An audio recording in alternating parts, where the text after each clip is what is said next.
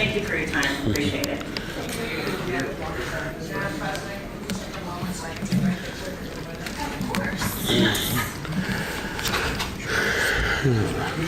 Take a photo if you come up and maybe bring your whatever you want, completely up to you. Commissioner Hardesty.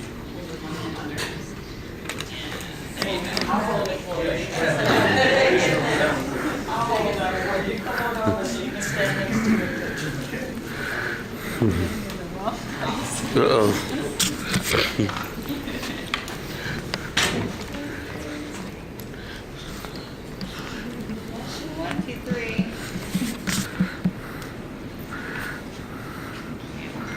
Ready, go? One, two. Oh, shaky.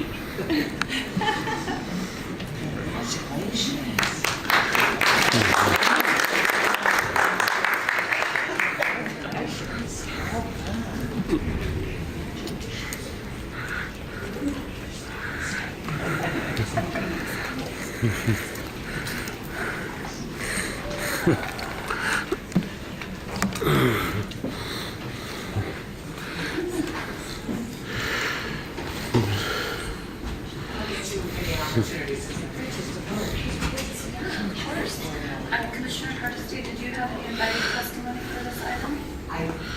I do not. Do I hear a motion to approve the report? So it's just a presentation. Oh, okay. All right. No report.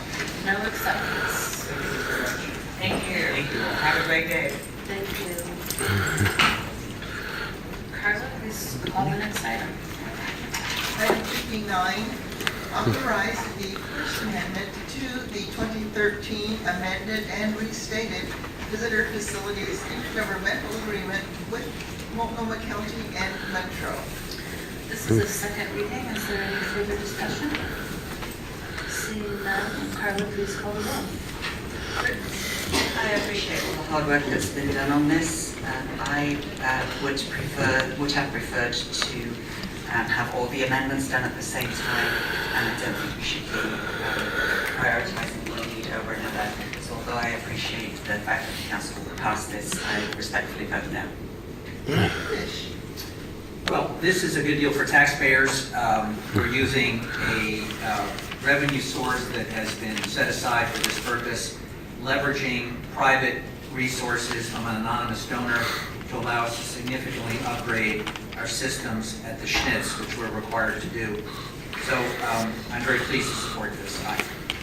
Leveraging, is that another way of strong arming? I share Commissioner Fritz's concern about piecemealing this intergovernmental agreement, but I will be supporting this today because I don't want to lose the $3 million from the donor who wants to assist with this upgrade. It is my hope that we will bring the entire package back to the City Council in a very timely manner. Aye. Well, I'll just echo my colleagues' sentiments and say that I'm hopeful that we will be able to conclude these amendments very soon. In the meantime, I'm grateful for this vital improvement to the Schnitz. Not only will it improve the audience experience, there is a safety hazard on the stage due to an outdated shell. I vote aye. The item passes. Carla, please read the next item. Item 60, authorize a collection agreement with the U.S. Forest Service in the amount of $283,985 to fund the design and construction of a fish habitat restoration project on the Zigzag River for the Bull Run Water Supply Habitat Conservation Plan. This is the second reading. Is there any further discussion? Seeing none, Carla, please call the roll. Fritz. Thank you to our partners at the U.S. Forest Service and staff at the Water Bureau for coordinating these partners. Thank you to the interest groups and agencies who helped create the Bull Run Habitat Conservation Plan. I see many of you in the audience today. And by implementing the actions within this plan, we assure long-term regulatory compliance with the Endangered Species Act and the Clean Water Act. Aye. Fish, Aye. Hardesty, Aye. Udemy. Aye, the item passes. Carla, please call the next item. Item 61, authorize the Director of Environmental Services or designee to enter into and sign a non-disclosure agreement with the City of Lake Oswego for the upgrade or replacement of the Tryon Creek wastewater treatment plant. Thank you very much. I'm going to invite Director Jordan to come forward and have some brief comments. Colleagues, as you know, the Bureau of Environmental Services operates 2 wastewater treatment plants. The Columbia Boulevard Wastewater Treatment Plant serves the majority of Portland, and the Tryon Creek Wastewater Treatment Plant within Lake Oswego city limits serves parts of southwest Portland, unincorporated areas of Multnomah and Clackamas counties, and the city of Lake Oswego. Environmental Services is working with the city of Lake Oswego on options to upgrade or replace the plant, and this ordinance will help us ensure a productive and orderly process. And Mike Jordan is here to make a brief presentation and answer your questions. Take it away, Mike. Thank you, Commissioner. Council. My presentation will be extremely brief. I'm really just here to answer your questions if need be. We've been in discussions with the City of Lake Oswego for some time now. You know that the Tryon Creek plant exists within their city limits along the riverfront in an area that has been under redevelopment for some time. The city approached us about the possibility of them building a different wastewater treatment facility so that they can reclaim some of the land that our plant sits on to redevelop in the future. As you can imagine, it's a really complicated discussion with them, both financially, legally, and from a regulatory perspective with the Department of Environmental Quality, which regulates the plant. So we believe this agreement will allow us to enter into negotiations on all those fronts with the City of Lake Oswego and see if there's, let's just say, see if there's a there for their proposal. Thank you, Director Jordan. That's our presentation. Madam President? Any questions? No? All right.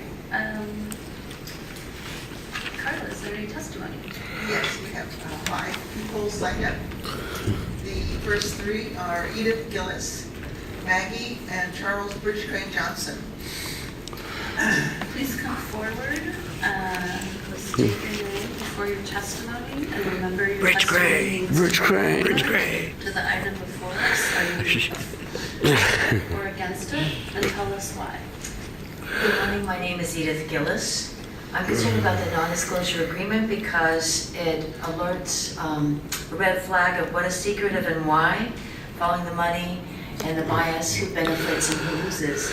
I am absolutely committed to government being transparent, accessible, and accountable, and protecting our natural resources and wastewater and with emergency preparedness for the many multiple disasters that could be happening, and encouraging citizen engagement. And I don't see how this non-disclosure agreement is going to support any of those. Commissioner Fish, I believe this is a formality between the 2 municipalities involved, but give us an example of information that would be too sensitive. What I thought we'd do is take the testimony and then have Mike Jordan come back and just describe what information is subject to non-disclosure and then what our next steps are in terms of engaging the council in decision making. Fantastic, thank you. All right.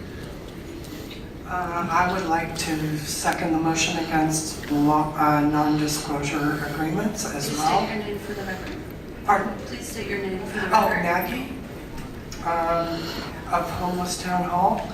I think we all know what happened in Flint, Michigan.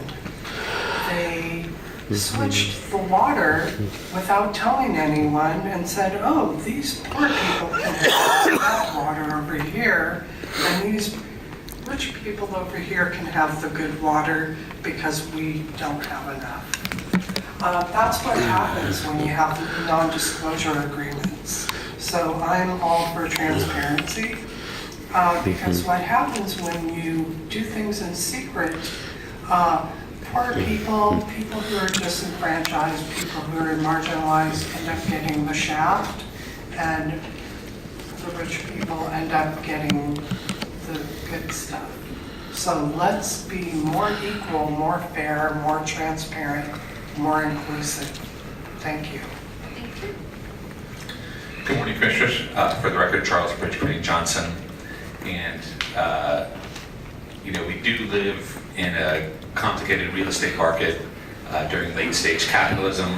So perhaps later on we'll get a better understanding of the necessities for this non-disclosure agreement. But I think that in an environment that has recently had the discussion of white male privilege, I can hardly think of a more white male privilege type of thing than to involve, of all places, the city of Lake Oswego in a non-disclosure agreement that seems like the summit of patriarchy and whiteness. Charles, can I just respond to one thing, won't go against your time? The wastewater treatment plant is located within their territorial boundaries. And in fact, we can't do anything at this wastewater plant, including upgrades or other changes going forward, without observing their land use processes and getting their approval. So it is a unusual situation for Portland to be within the jurisdiction of someone else. We are required to play by their rules, and the confidential information that we are exchanging, as Mike will describe when we bring him back, is stuff that's otherwise exempt from disclosure under public records law, although that doesn't prevent people from seeking it through other means. But that's why we're here. We're within the territorial boundaries of another city, and we are required to play by their rules. Thank you, Commissioner Fisher, and appreciate also the adjustment of my time there. Carla, you're the best. So the situation, and of course, like I said, when I preface my remarks, the city of Lake Oswego, all over both our cities are experiencing growth. So I can understand there might be some financial and legal incentives to go with a non-disclosure agreement that will, result amazingly in a net benefit for us. It's just ironic that generally we talk about open software and transparency as being the best paths, but there are times when in a complex society that's not the case. So it'll be interesting to see what we're informed with Commissioner Corbin. Thank you very much. Thank you. The next two are Jean Connick, I believe is the last name, and Daniel Malawi, or Malawi. I think I signed up on the wrong. Which I, Welcome. Please state your name for the record. Jan Knapp. Good morning, everybody. I was really hoping our fearless leader would be here today. Since he's not, I will say this. I've been gone for a long time, and what I want to know is, what happened to the Willamette River?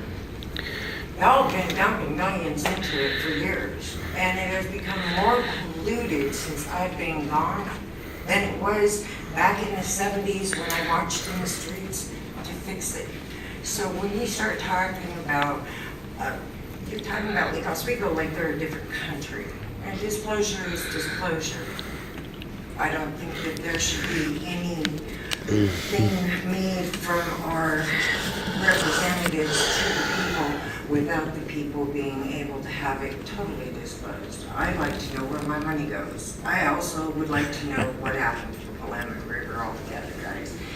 Millions and millions of this are taking money and pouring it into a river that, where I grew up now, there's this much sediment that says if you come anywhere near this or contact it, you will have mental disabilities for the rest of your life. That's funny, because me and my brothers, we all played down there as children over years and years and years. And now all of a sudden there's something down there that's making the river even more toxic than it was. I don't understand that. Like I don't understand that Ted Wheeler made in his effort to become mayor saying he was going to house the homeless, and he still hasn't got it done. I need to remind you to stick to the relevant I that's it. testimony. Thank you. Have a great day, guys. If I could invite Mike Jordan to come back in a moment. And Director Jordan, could you, we've had a number of people raise questions in your testimony about what kind of information would be subject to a non-disclosure agreement, and we're talking about information that we would share with Lake Oswego officials and they would share with us. Could you go a little deeper into that? Certainly, thank you, Commissioner. First of all, let me say that this agreement is really only for the discussions between these two cities. All of the products of those discussions, whether it ends up being a land use process in the city of Lake Oswego through their jurisdiction, or we will be entering at some point into a new intergovernmental agreement